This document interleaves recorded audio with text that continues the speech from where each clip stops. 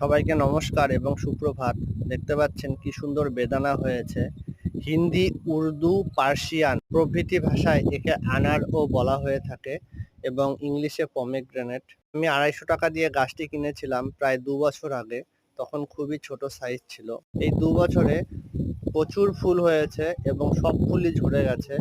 তাই আমি ভাবছিলাম যে গাছটিকে আমি কেটেই ফেলবো বা নষ্ট করে দেব, কিন্তু তাও ভালোবাসায় রেখেছিলাম।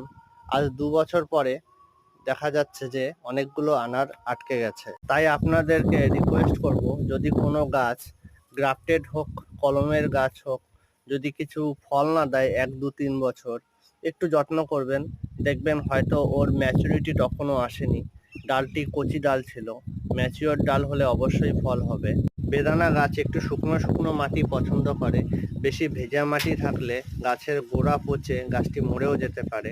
গাছটিতে সপ্তাহে প্রায় 3 দিন সবজি পচা তরল সার এবং সপ্তাহে 1 দিন মাছ পচা তরল সার খুবই হালকাভাবে জলে মিশিয়ে দেই। এই যে দেখুন, এটি মাছ পচা তরল সার। মাছ পচা তরল সারের একটি ভিডিও দেওয়া আছে, দেখে নেবেন।